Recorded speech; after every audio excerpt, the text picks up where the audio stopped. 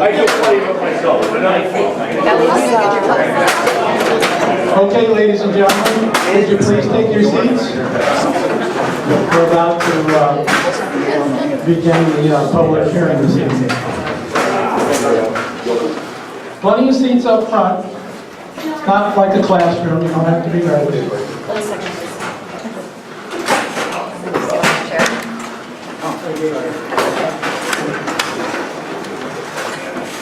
Okay.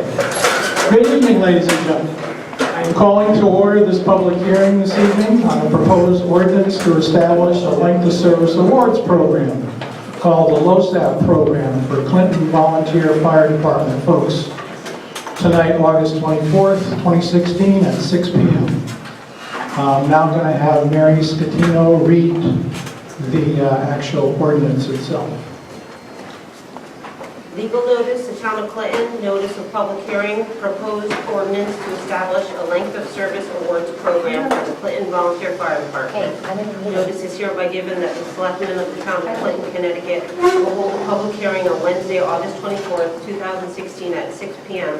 at the William Stanton Andrews Memorial Town Hall, 54 East Main Street, Clinton, Connecticut, for the following purpose: to accept public comment on the proposal to enact the following ordinance. An act establishing a length of service awards program for the Clinton Volunteer Fire Department. All interested parties may attend and be heard. Dated Clinton, Connecticut, the 3rd day of August 2016. And copies of the ordinance are here if anyone wants to pick up a copy.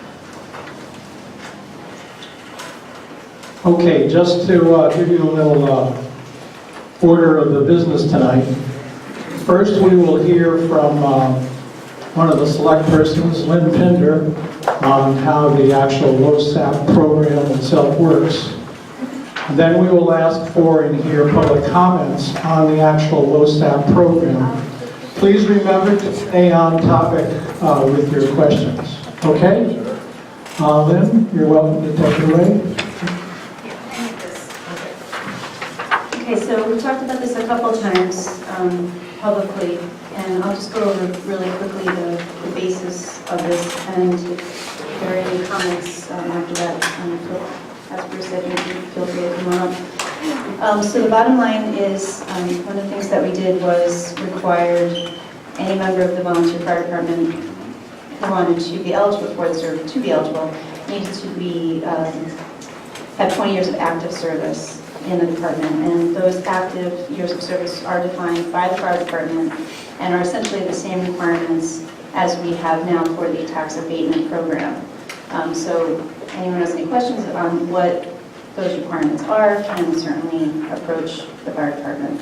They have all of that in their records, and it's a pretty extensive list on what these guys have to do to have an active year. So 20 years of active service, continuous. And what we asked, and this was probably a year ago now, we asked the fire department's membership at the time to decide whether or not they wanted to enroll in a defined benefit program, which is defined as a $400 a month benefit at the retirement age of 65, or to enroll in a program which would contribute $1,000 per year to a 457E program, which I'm sure most of you know what that is, but it's akin to our 401k programs, which each member would be able to then port from the fire department when they leave the department. If they leave, we hope that they won't, which is part of the reason we're doing this. So at the time, there was a choice. And once that choice was made, everyone understood you couldn't go back and choose the other program. So what we've done is put together an ordinance which now puts in place that dual-sided program. So starting this year, as you all know, in the budget for 2016-17, we put aside monies to fund the program. So what we're asking tonight is for comments on the ordinance as written, which if we need to make changes to, hopefully we won't. We'll vote on it at the next selectmen's meeting. And then the program will go into place. So I think that is basically the bottom line. I don't know whether you have anything to add to that. I just want to refresh everybody's memory. This goes back to last year and the last fiscal year, but Willie, stop me if I'm wrong, but the Board of Selectmen already approved the concepts, and so did the Board of Finance. And as far as the funding is concerned for this first fiscal year, 2016-2017, we have set aside a total of $120,000 at this point, which would cover the actual funding and some related expenses to this program. I hope that helps. Okay. Yes, and Bruce is correct. We went to, but we did go to a town meeting, which allowed us to put this into the budget for this fiscal year. So it was voted on as a line item in the budget, similar to the police pension fund, which police pension fund is funded every year through the budget process at referendum.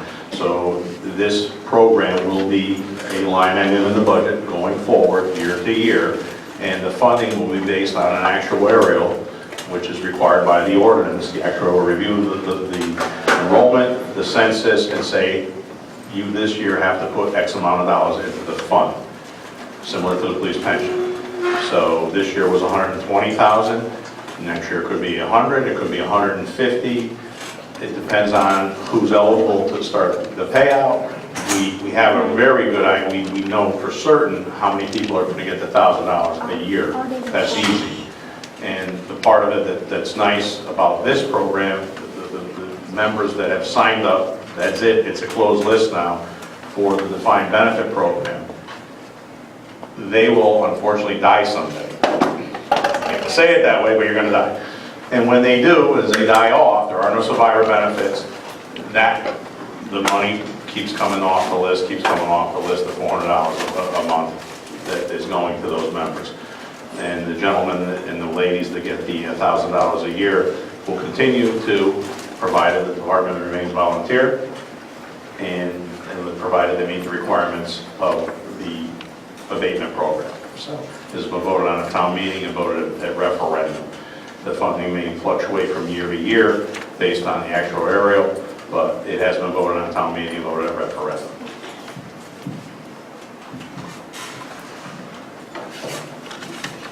Okay, I just want to mention one other thing too. Again, really tell me if I'm wrong, but the actuarial assumptions put into the program, I in the insurance world call it the worst case scenario, meaning that you assume that the maximum number of people eligible will actually join in the program. And so the numbers that we may get initially from the actuary for the first year or two showing the biggest amount may not be as much as we actually need, correct? Because we don't know that everybody's going to sign up for it. Well, we know who's signed up so far, and we know that there is a group of 9 currently that are going to get eligible for the $400 a month defined benefit piece. We know that roughly there's 42 that are going to get the $1,000 a year. And based on that, we've set $120,000 aside, also build fund balance and the build fund balance, and pay out what we need to pay out. And then we know that there's a gap for several years before the next person will become eligible to start collecting the defined benefit. So there'll be a time period between now and then to continue to build fund balance to offset the cost going down the road. And if the funds are used properly, if they perform like they should, I know everybody says 7.8, 7.5% is unrealistic, but at a 10-year smooth, if you look at any of even the police pension over a 10-year period, your average is around 7%. So if you're not doing that, you're doing the wrong. The investors are doing the wrong thing for you. Okay, thanks. Okay, now we'd like to put it out to the public for questions if there are any. And again, please remember to please stay on topic if you would. Questions, please. 1, 2, 3, 4, 5. Sir. Yeah, John Olson, 101 Pratt Road, Clinton, Connecticut. I'm also a member of the finance board and actually made the motion for the amount of money on the finance board to be line item for this benefit. A couple of questions I have just to get clarification. One, is this covered under ERISA? That's, that's a fire department question, fire that's department not a Well- question. Okay, if we could get an answer, because some of the questions I have pertain to that. The other question I have in section 2, which I kind of got the answer already, it's continuous 1 year of service. Anyone working in that period of time is eligible, and I guess they've already opted. I didn't know they had opted already for the benefit. May of 2015. Okay, so they did that, and that was laid out. Eligibility is referred to in section 2, but then if you go to section 3, the plan, and this is a question, I just want clarification. It says, the eligibility is to receive the benefit of $400 a month after completing 20 years of service and reaching the age of 65. Each year's service must comply with requirements of section 2. So if you go back to section 2, it says that requirements are set forth in the CVFD tax abatement ordinance attached, will be enrolled in the plan. So therefore, they have to have met the ordinance for the 20 years past service. Yeah, that clarifies that. Every year for 20 years. Right, yeah, for every past service. The other question I have, and again, I think ERISA will cover this, break-in service. It's 5-year vesting, so if someone is working 4 years, they have 4 years to leave, and they can come back within the 4 years to repair the break of the 1 year. I think that should be in the plan specifically. And by the way, if it isn't covered by ERISA, I think somebody should be given 4 years to come back, because this is really referring mostly to the, I guess, the defined contribution. It defers to the fire department bylaws as far as breaks of service. So I guess at some point, where is an appeal process to a participant if they disagree? Fire department. Fire department. Do we have a copy of your appeal process? I'm not sure specifically what you're asking. Well, if I ask for a leave of absence, if I'm not granted, where do I appeal? It's to the membership. So the bylaws must have some procedure for someone to appeal a decision by. Yes. Could we, to make it just so that no one, because I tell you, if it's ERISA, covers it, you're gonna have an appeal process. From what I understand, and the guys we've been dealing with that do this stuff, it does not come under ERISA. Right, but still, in fairness, I just, would like to It's see. not ERISA. Okay, but if it's not ERISA, I still believe in having, within the document, an appeal process. Well, that's why they refer to the bylaws. So Brian, can you just give us a copy? We have a copy of your bylaws for our next meeting. We'll see if we can. But I'm talking in regards to this plan, specifically. But the bylaws are referenced in the plan. when it comes So to I breaks of think service. what John's saying is that if bylaws don't have a specific Appeal reference to process. an appeal process for the break in service, then there should be a reference in your bylaws back to this ordinance. But What we should do. So you guys can address get your it bylaws tonight. committee together and. It's just clarifications, okay? It really doesn't change anything here, or how it's done, or the amounts, or choosing, just making sure that, in case, It's just a protection. in case, that's there. I don't want to start trouble, but in my opinion, I wouldn't even have a 5-year vesting for the $1,000 a year. I mean, that's me. But, I guess that's what Because we you want want. everybody to get the money right That's- away. that's walk what away. negotiated We was. want the guys to stay around. Well, no, I mean, if somebody had to move to California, then, I'd be concerned about that. But other than that, happy to see, looking forward to see the actuarials and see how many, because we don't really know how many people are, getting the benefit, the age, and all that other stuff, which will have some impact on what we're doing with finances.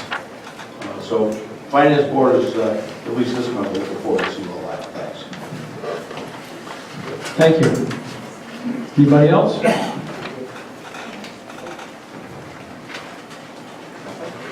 a motion to close the public hearing. Could I ask some questions?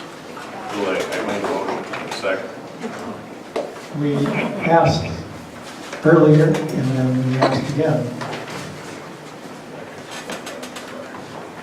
May I ask a question? He already made a motion, didn't he? It hasn't been seconded. I'll Second. second it. I think it has to be somebody on the board.